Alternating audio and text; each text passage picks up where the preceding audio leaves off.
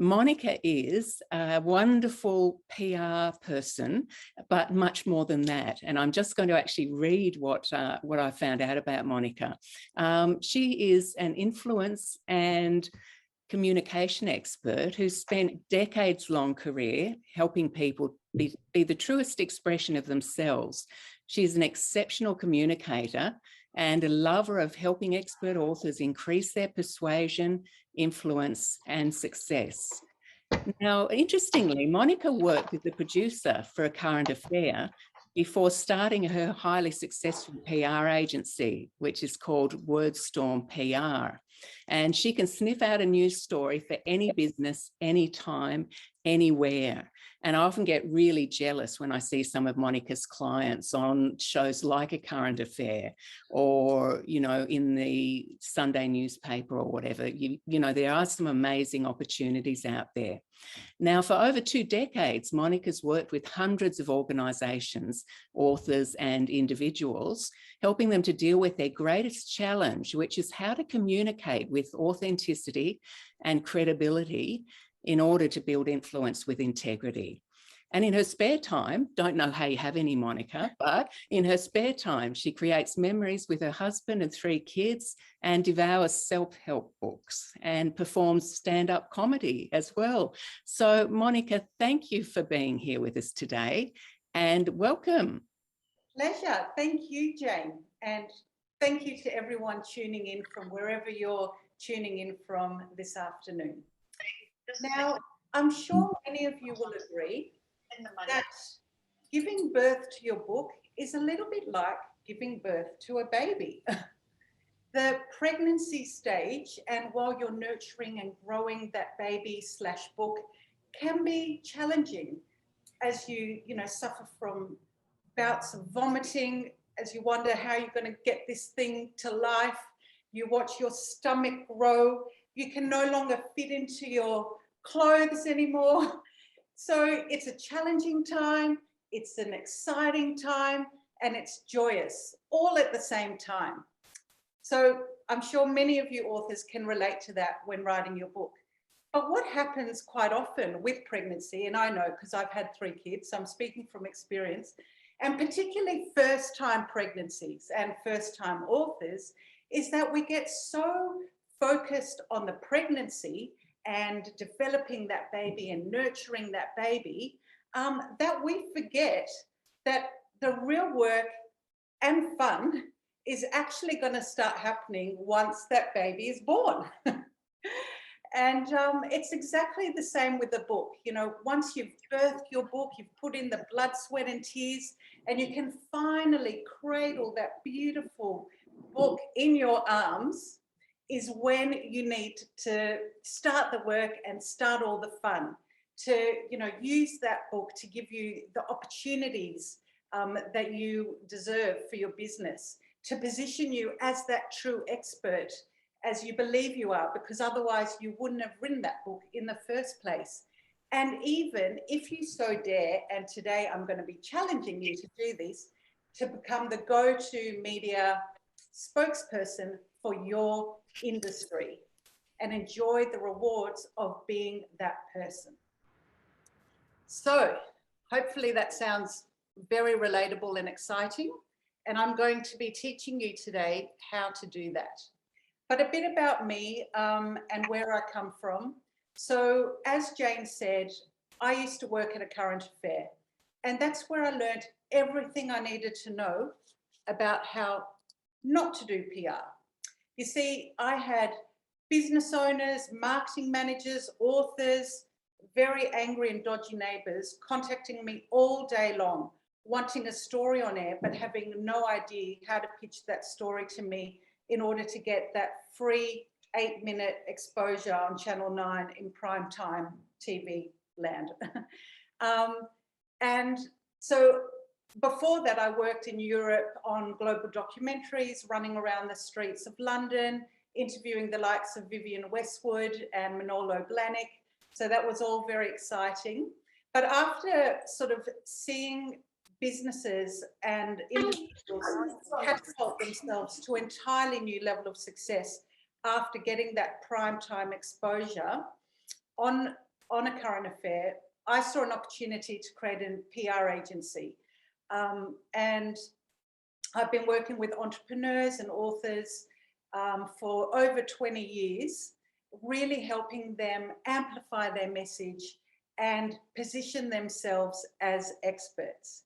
And I'm now working specifically with authors, helping authors do this for themselves and getting that ROI from that book that they've worked so hard to create and they've now birthed and put out into the world, or that they're about to birth. So I'll be telling you a lot about my 2 decades of trade secrets. You're going to learn a lot today. And at the end of this session, I'm going to be telling you a little about the training I do one-on-one with authors and what I'm offering. So buckle up, because we're in for a bit of a fun ride. I'm going to start off by giving you a bit of inspiration. Anyone here heard of the Barefoot Investor? I'm sure you all have. Now, Scott Pape has done an amazing job with his book and the success of his book. He sold 250,000 copies in the first 6 months and over 2 million copies to date. There's at least one book, Barefoot Investor book, per every 20 Australian households. And Scott's stock tips are enough to cause rises of up to 22% in just a few days.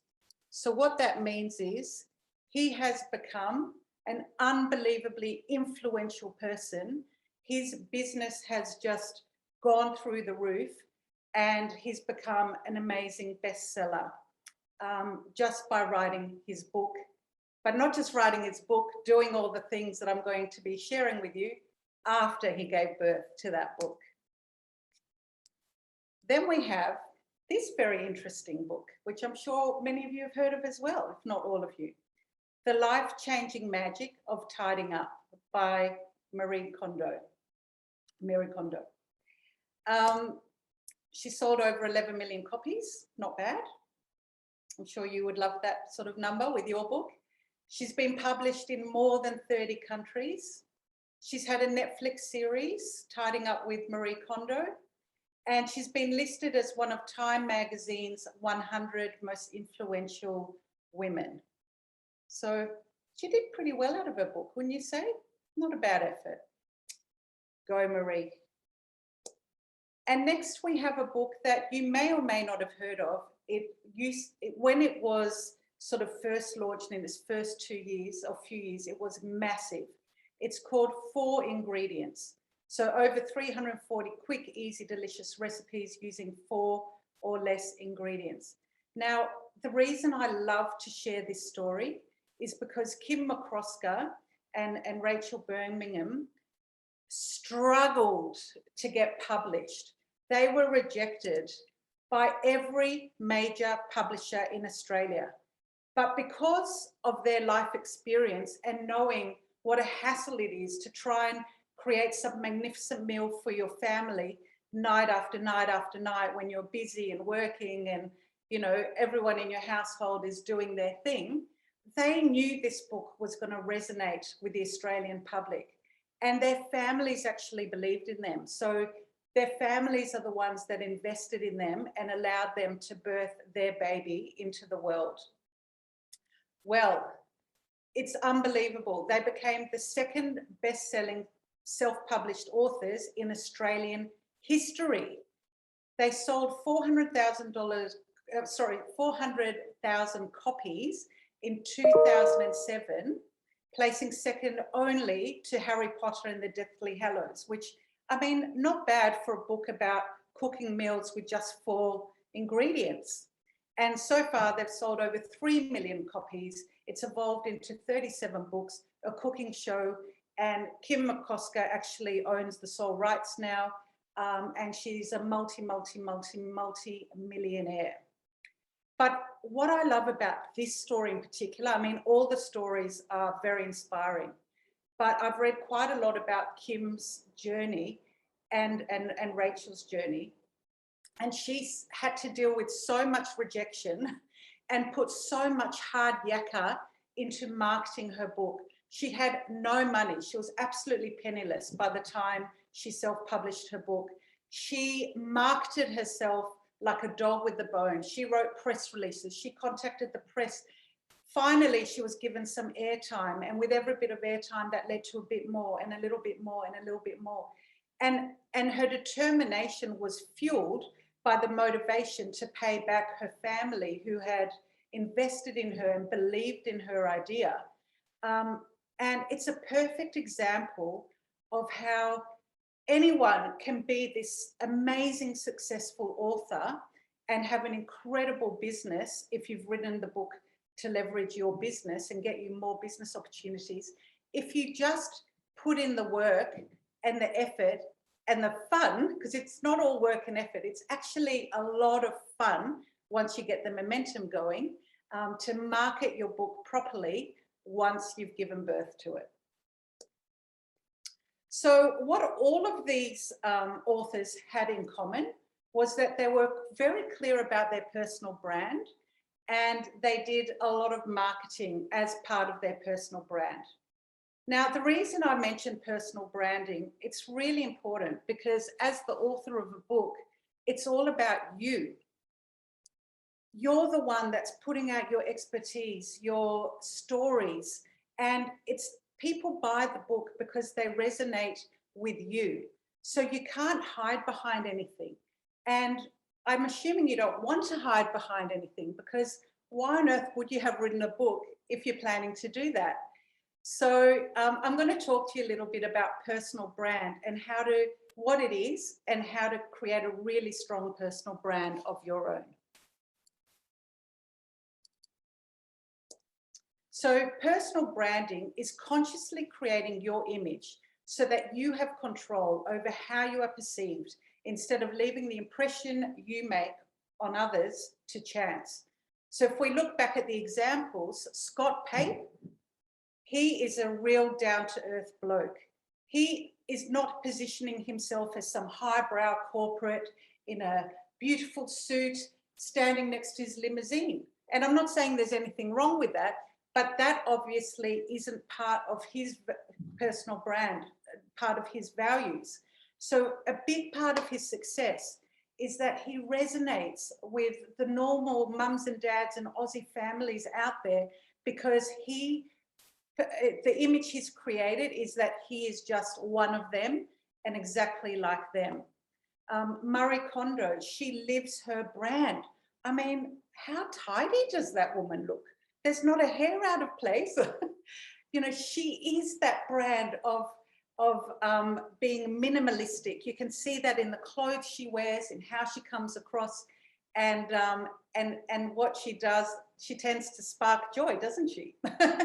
So that's the power of a strong personal brand. Now, I'm not saying that's the only reason for these amazing authors' success, but it's a key part of it. They have thought very long and hard about their personal brand, and they have really used that in their marketing. So Gary Vee is the king of personal branding. And what he says is, you have to understand your own personal DNA. Don't do things because I do them, or Steve Jobs or Mark Cuban tried it. You need to know your personal brand and stay true to it. Here, Gary, I concur with you exactly. Now, the beautiful thing about personal brand, you know, because some people might think, oh, I don't want to be showing off, you know, who am I to be tooting my horn? Like, I'm not a celebrity, I'm not, okay, that's all fine.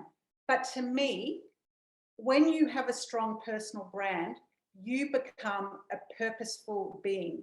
You know why you get out of bed every day.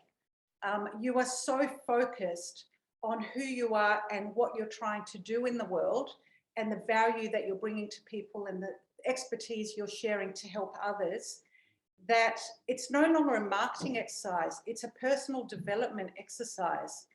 And so it's really, when you put your mindset around that part of personal branding, it becomes actually something very, very fun to think about and take on. And I like to, the metaphor I like to use is the tree-step process when it comes to creating your personal brand. So it starts off with the roots of a tree. And the roots of the tree is all about your values. Now, with a tree, it cannot exist without the roots. The roots is what gives it its nourishment, and that nourishment grounds it into the earth. Without the roots, the tree falls over or doesn't even grow at all. So I feel it's exactly the same with your values, your core values. And I think it's really important to think about what are your top 5 values that you resonate with? What are the core ways that you want to behave and feel that it's important to show up in the world embodying these values? So that's the roots of the tree. The next part of the tree is the expertise. So what is your expertise? Or what's your opinion or stories that you want to share with the world? Now, if you're writing a book, you've obviously thought long and hard already about the expertise that you want to share. Then we come up to the branches, and that's around the content creation. So how are you going to amplify that expertise into the world? And there's so many different ways you can do it nowadays, especially with technology and social media and all of that sort of thing. And then last but not least, we have the leaves. And I liken the leaves to something about your physical appearance that's memorable and that you can be consistent with. So for me, you might have guessed, it's my hair, which is challenging at the moment because I can't go to the hairdresser. So I'm using bottles and bottles of this red stuff, and my husband's getting very sick of doing my hair. But for me, that's part of my appearance, part of my personal brand. So people remember me because they remember my bright red hair. So I feel like these 4 things are really important to think about because they form the basis of your personal brand. And your personal brand is what makes you memorable. But wait, there's more. It's not just about appearance, expertise, and values. It's about your values leading to certain behaviors. So if you say my value is generosity, and someone asks you for help and you say bugger off, you're not really embodying your core value of generosity. So without the action of the behavior that stems from the values, it's kind of weak. And then your appearance has to be consistent. So if I've decided that the red is going to form the basis of my memorable appearance, if I was red sometimes and brown sometimes and blue sometimes in my hair color, it wouldn't be as strong as if I'm consistently red. And then with the expertise, having your expertise is all well and good. But I'm sure you've noticed you've got a few competitors out there who probably have similar expertise. So what differentiates you from your competitors is the story that you attach to your expertise. And that story is unique to you, because I promise you, in all the millions and billions of people in the planet, no one will have exactly the same story.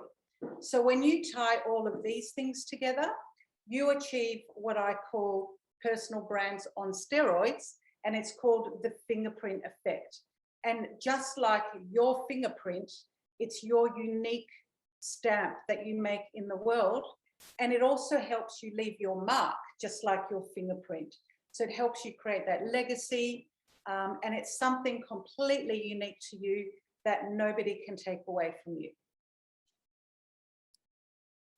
So then we move on to the branches. The branches is all about content creation. So content creation is the process of positioning yourself as an expert by creating free and useful content to your audience attracting potential customers and clients, and retaining existing customers through quality engagement. So this is content creation, and I'm sure a lot of you are doing some form of content creation at the moment. Content creation is how you communicate your personal brand with your audience.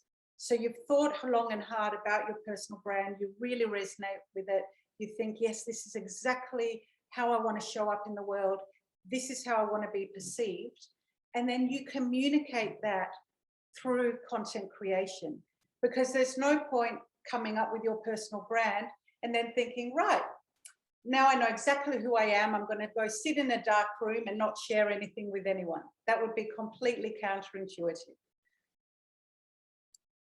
And there's a lot of different ways that we can use to share, you know, our expertise through our content strategy. You've got YouTube, so you can be doing videos on YouTube. Social media, which is obviously YouTube as well, and all the different platforms you've got there. You've got books. Hey, talking to the right people.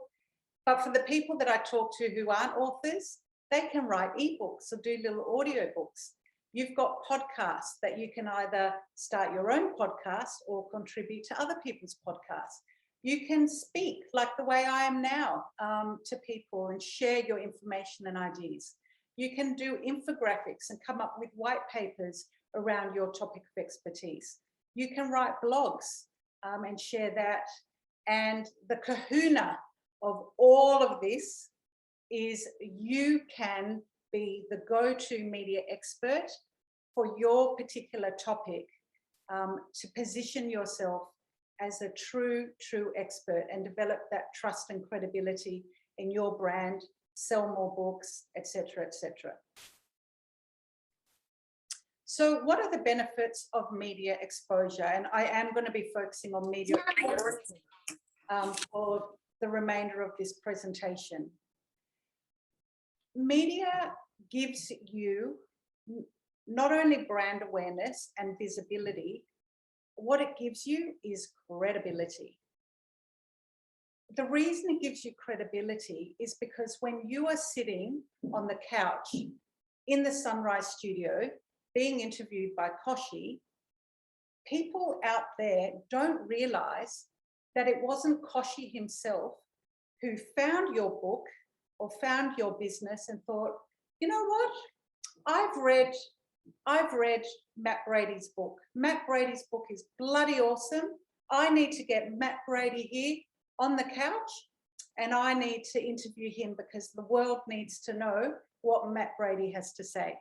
No, that's what people think happens. They don't realize that it's Matt Brady himself who contacted the producer with some information that Matt knew would be very valuable to the audience of Sunrise.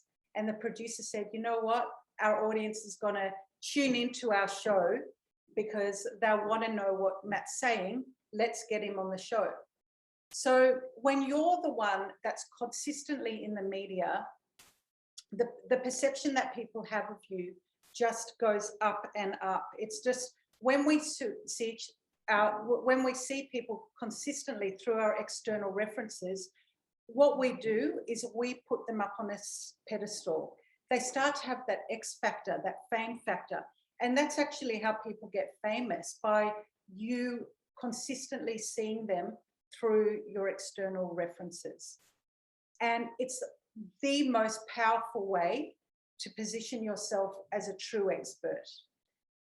Another reason it's so powerful is most of your competitors aren't doing it. You know, while your competitors are busying themselves with doing videos on YouTube, which I'm not saying there's anything wrong with doing these things or doing their little Instagram posts, you're the one taking that opportunity to be in mainstream media. So there's not that many people doing it. So if you can do it and if you can do it well, you're the one that's going to get the kudos. Now, before I continue, I'm going to give you a little lesson in media. It's the business model of the media. And some people go to uni for 3 years to learn this stuff. You're getting it in 30 seconds. So the media is made up of two elements that cannot exist without each other. You've got the advertising side, so paid advertisers, and you've got the editorial side. So absolutely no media outlet will exist, whether it's a TV program, online news site, radio, on whatever it is, without the paid advertisers. So in this example, I've actually got the Spectrum from last Saturday. And at the bottom of the page, you can see an ad for a book. So Vivid Publishing paid for this ad. The Corona Dilemma, blah, blah, blah, blah, blah. They would have paid thousands for that ad.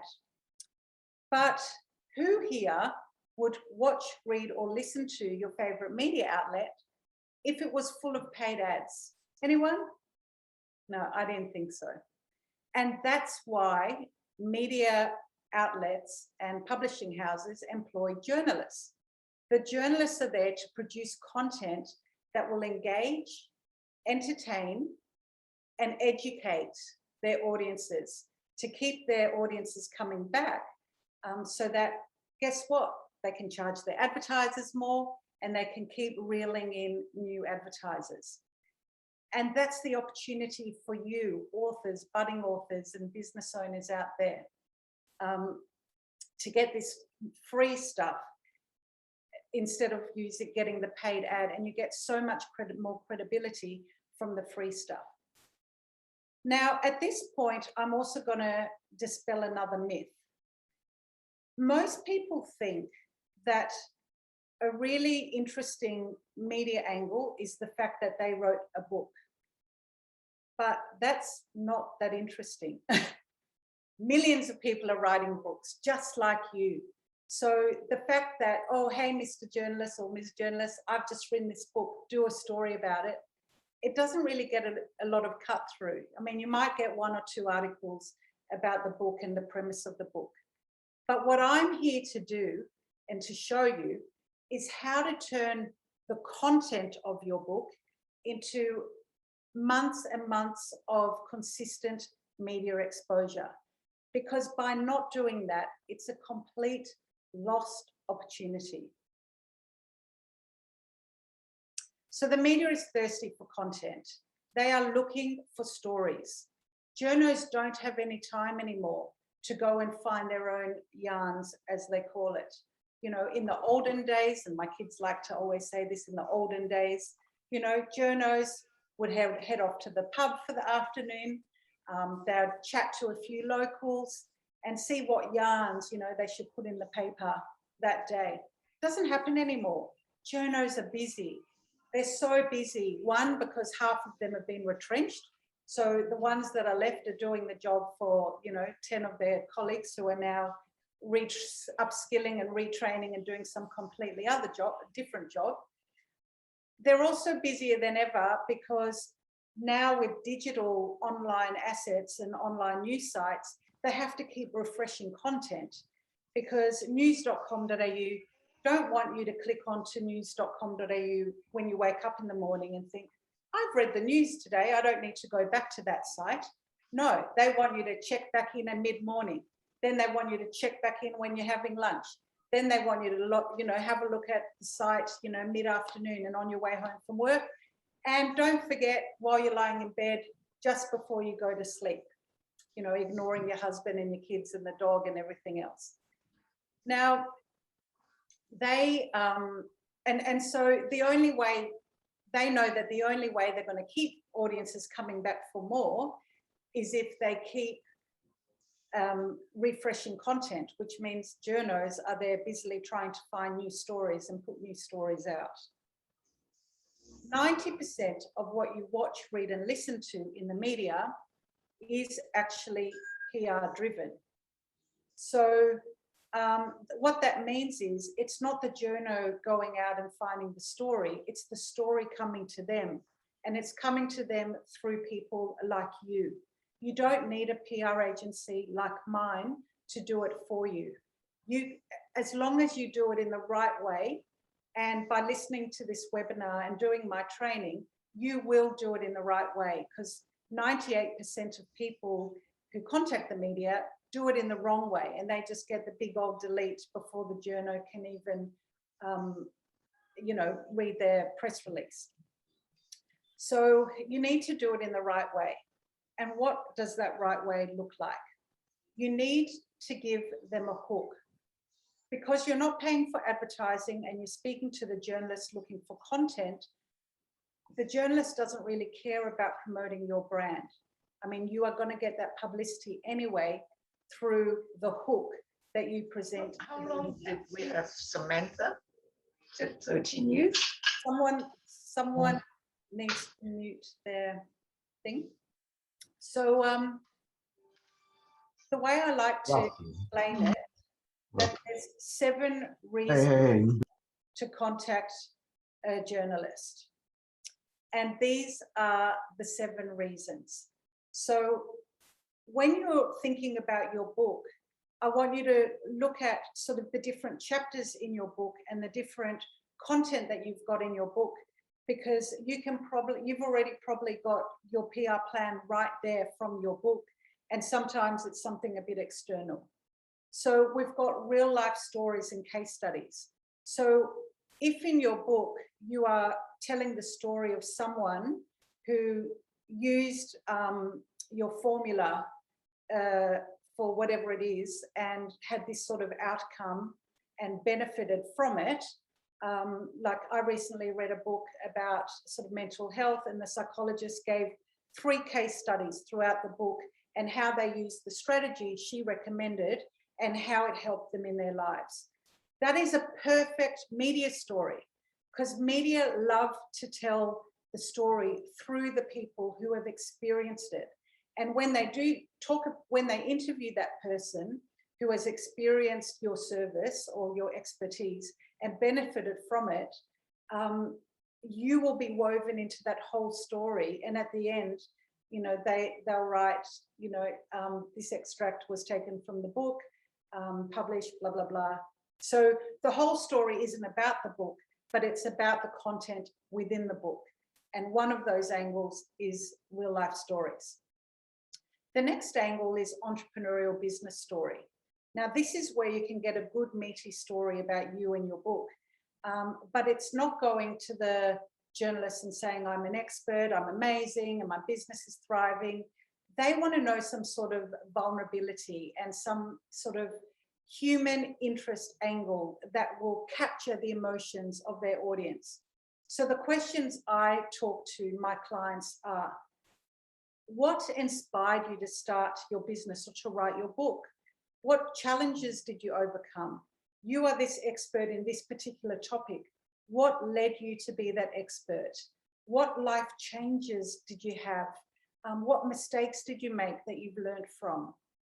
Sharing vulnerability is so powerful, and it will get the journo's attention, because as humans, we want to read that vulnerability. Unfortunately, we like, you know, as humans, we're kind of voyeurs, and we want to read about people's difficult times because it makes us feel better about our difficulties, but it also inspires us when we read about how you overcame those things. So have a good think about that with your expertise. The next angle is awareness days. Now, there's an awareness day for just about every topic, every day, week, and month of the year. And some of them are more obvious, like we've got Are You OK Day coming up. And others are, I'm going to stop the screen share so you can see me properly. Others are less, you know, obvious, that we haven't heard of, and like Odd Sock Day and Stay in Your Pajama Day, which is completely relevant right now during COVID. And awareness days provide a really good hook to tie your expertise to, and to give the journalists a reason to run that story on that day or on that week. So it was recently International Nurse Awareness Days, and one of my friends actually is a speaker, and she speaks on the topic of burnout in nurses. So I thought, oh, this is too good to miss. So I helped her write up a pitch, putting herself out there on that particular day on her thought leadership around burnout in nurses, and she achieved some amazing media exposure from that pitch.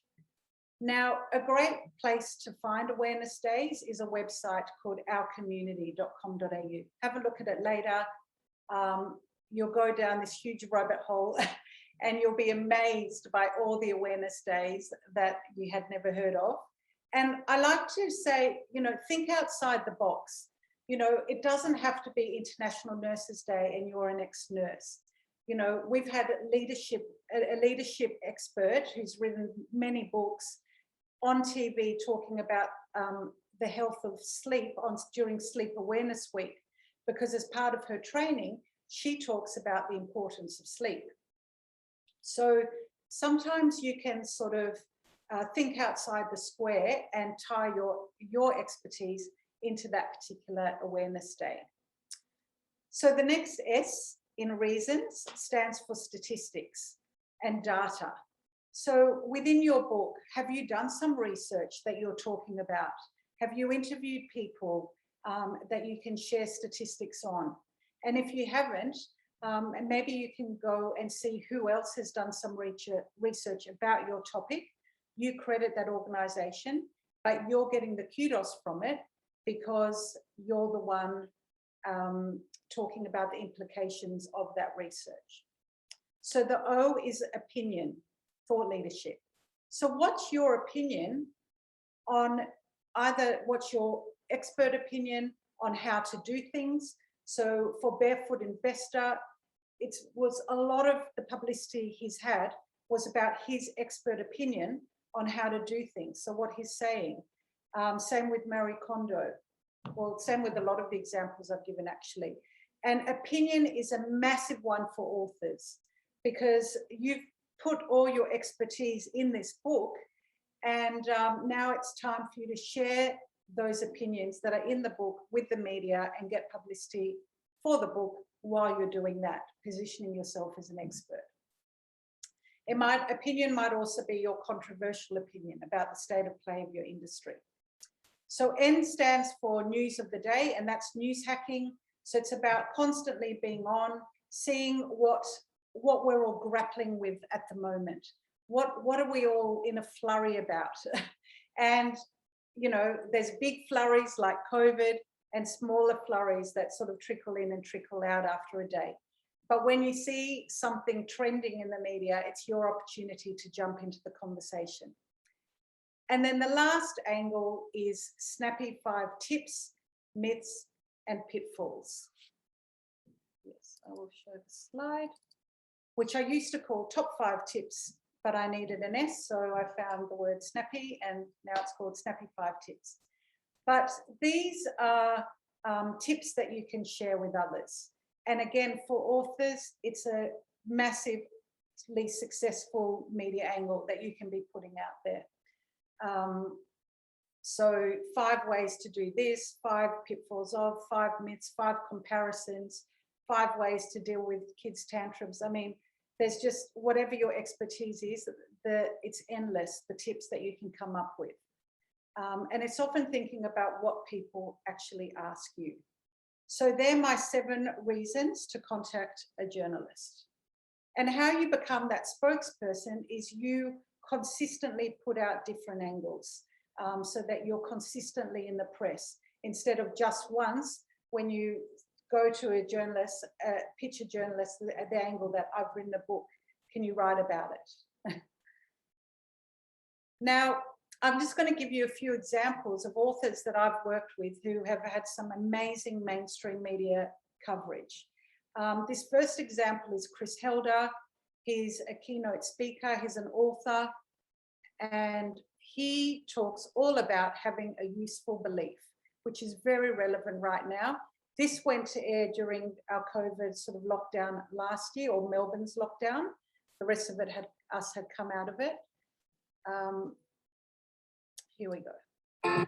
Oh, welcome back. Think positive. It's a common phrase we're used to hearing at the moment, but one man thinks differently, saying it doesn't actually work. Goodness me, author and motivational speaker Chris Felder joins us this morning to fire up the nation. Chris, it's an interesting concept.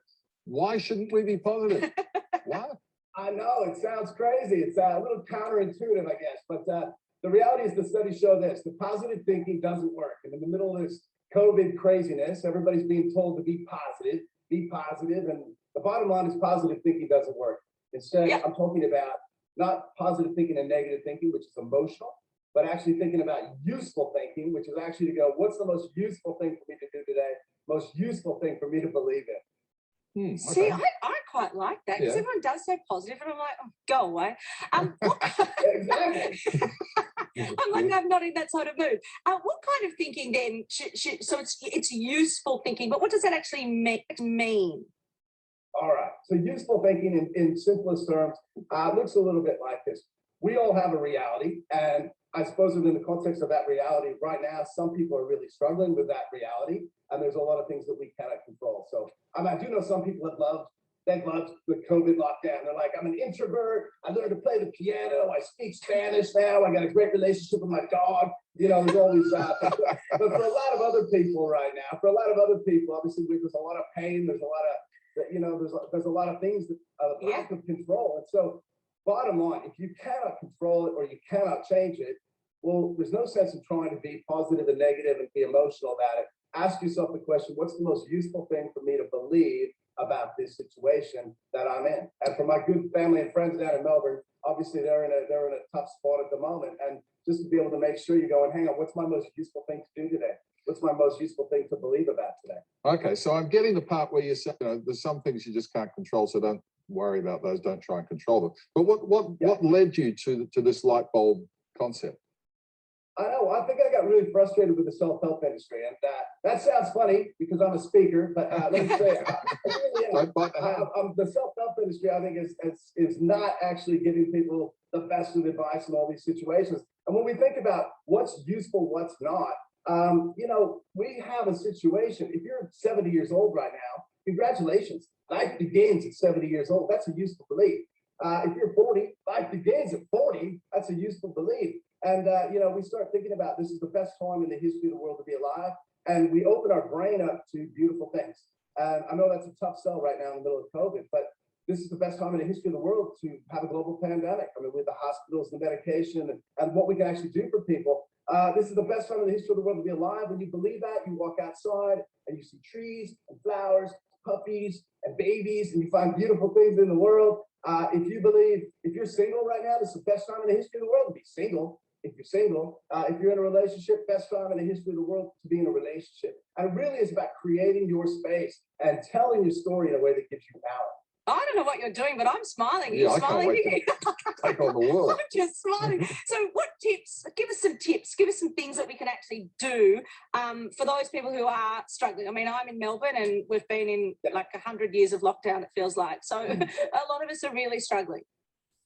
I think it really is making a simple shift to not getting down this rabbit hole of I feel this way today, I feel that way today, but actually waking up in the morning and actually going, okay, here I am, this is my situation. What today would be useful with the family? What would be a useful way for me to spend my day around work? What would be a useful thing for me to do around health today? What would be a useful thing for me to do around some me time?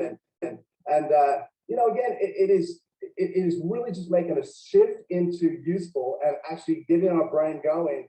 And even in a business sense, what's income producing, what's not, who's useful and who's not, by the way. Sometimes that 2020 is a year where everything stopped. You know, this is a year we can get rid of toxic people, by the way. Let's start to think about who's useful in our life and who's not useful in our life. And who can we start to think about maybe eliminating from the flag.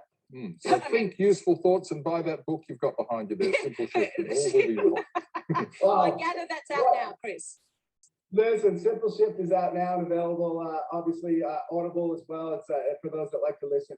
But it is, and obviously I'm a speaker, so like so many people who have required an audience this year, I put useful belief to the test. I think I had 60 gigs lined up through Australia, New Zealand, and Asia. And I remember within 72 hours that went from 60 to 0. You know, like so many people, like comics and presenters, and you know, people that require an audience. And you know, I just want to say this as well. That the grief is okay. Like I know a lot of people are doing it tough. Don't be hard on yourself. We are so mean to ourselves, and it's not useful. You know, we look at our phones every day, and our phones tell us that we're not enough, we can't be enough, we should be more, you know, and we listen to so many things that defeat us.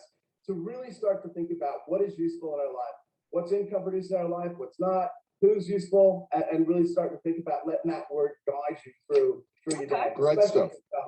Yeah, Thank well, you. Chris, I don't, Richard, I already feel more useful. Do I you? just can't wait to speaking. run around the block and be useful Just, today. you're going to be very useful. I like that guy, Chris. Thank Yeah, you me very too. much. It is. So there you go. Some incredible money can't buy media exposure for Chris, his speaking, his book, and that came off the angle of opinion. And I say that because it's his useful belief is his expert opinion on his topic of the self-help industry. Tips was also another one. TV love tips. They love to give their audience tips, things that they can action, you know, and make it really valuable. So the next example I have here is Jackson Millen. He wrote Enjoy the Journey, Creating Wealth and Living the Life You Desire. He's known as the Wealth Mentor.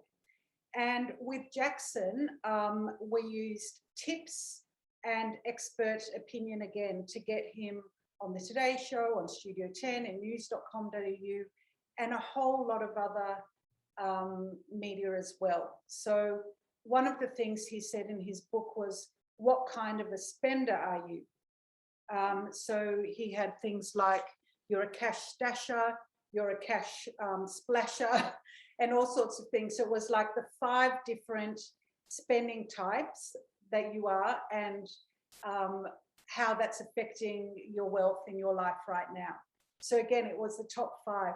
Then in news.com.au, it was about wealth expert shares tips on how to hit your savings goals in a few months.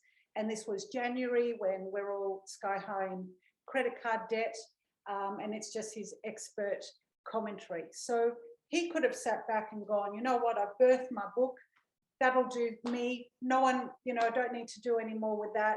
Let's just lie low for now.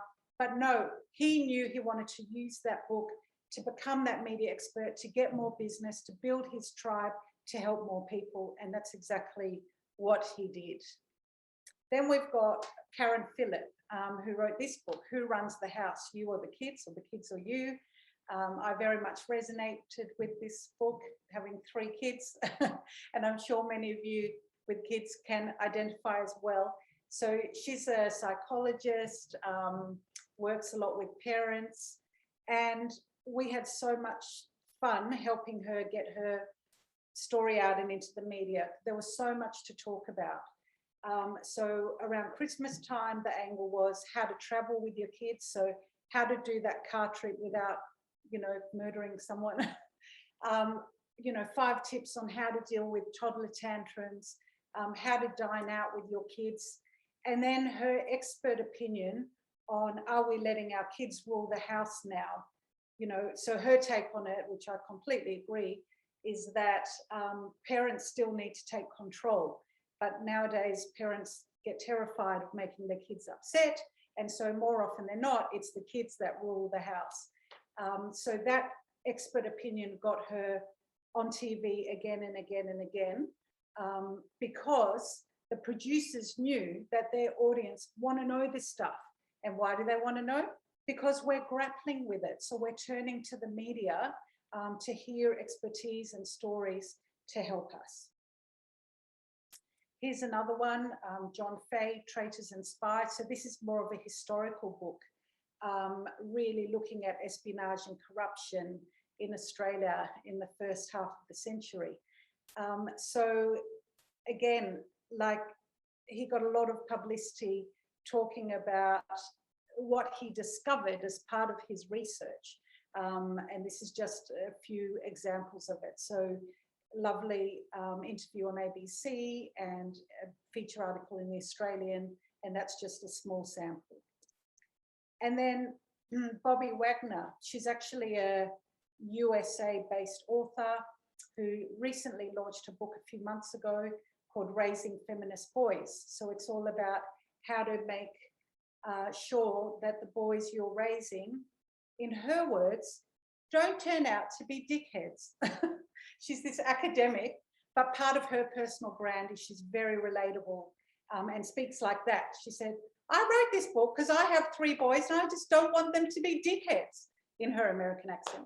And Sunrise loved that angle, and especially because, you know, consent is something that everyone was talking about at the time. So it's something that Sunrise knew would just be the perfect segment. And again, Sunrise was just one of those stories. So that's how you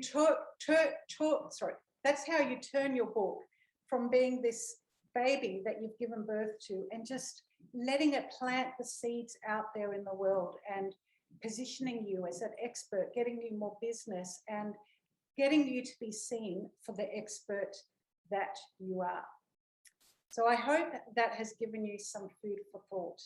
And now I want to talk to you a little bit about the work that I do and the work that I particularly do with authors. So I do a training session where I help you create your personal brand and your fingerprint effect using my 3-step process. So we really hone in on thinking about, you know, and I've got an exercise to help you come up with your core values, your expertise in the story, the leaves, how you want to look in a memorable way. And then we really look at the content creation, how you're going to get that out there. And then I focus again on media. So I hone in with you on each of these 7 reasons. And every one of you is individual. So it's going to be different for everyone.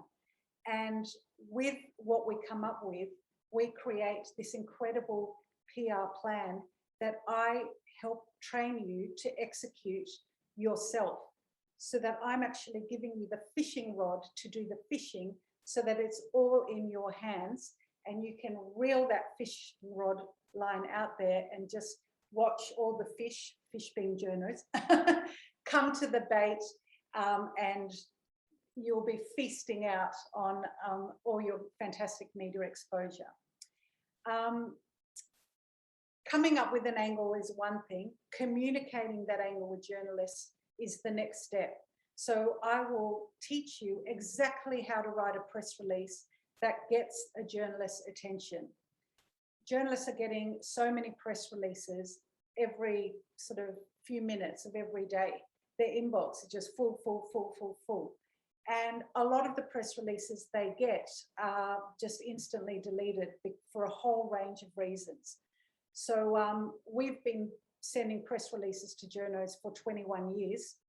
And our very, very ordinary, unknown clients get in mainstream headlines time and time again, based on the way we communicate with journalists.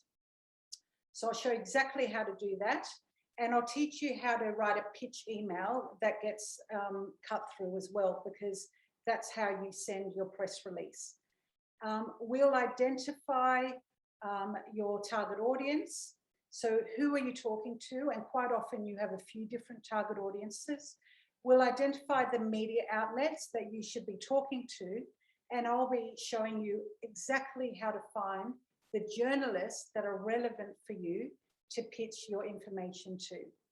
And then best of all, I will show you how to convert your media exposure into leads and sales. Because at the end of the day, that's why a lot of people write their book. Not everyone, of course, but a lot of people are writing their book because they want it to turn into business opportunities. And the media coverage that you get will really help you get that business, those leads and that conversion, because it is so powerful to position you as the best in your industry. Now, This workshop isn't for everyone. So it's definitely not for you. If you're the type of person that gives birth to your baby and then thinks, you know, I am so exhausted from the pregnancy. I know I've got this baby now, but I have not an ounce of energy left to nurture this baby. So I'm just going to put this baby away and hope that, you know, it survives somehow. Now, it's also not the workshop for you if you've got a spare room in your house where you can store all your books that haven't yet sold. And it's not for you if you want an endless number of Christmas presents for years and years on end to give to your friends and family. But it is for you if you want to back yourself, if you want to take all that energy that you've given to create the book that you are creating or have created, and leverage the opportunities that that book should be giving to you, and positioning you as an expert, getting you those opportunities and getting you more business, building your tribe, etc. So what I would love to do, if all of this sounds interesting to you, please email me at monica@monicarosenfeld.com. If you email me by 2:30 today, so that's in the next hour, and just put "let's chat" in the subject line, you can leave it at that or you can write something else, you'll receive 10% off the training, and I'll come back to you and we'll work out a time just to have a further chat. I'll learn a bit more about your book and what you're doing with it. I'll tell you a lot more detail about what the training is all about, and we can work together to really get you out there in the way you deserve to have your expertise showcased in the world.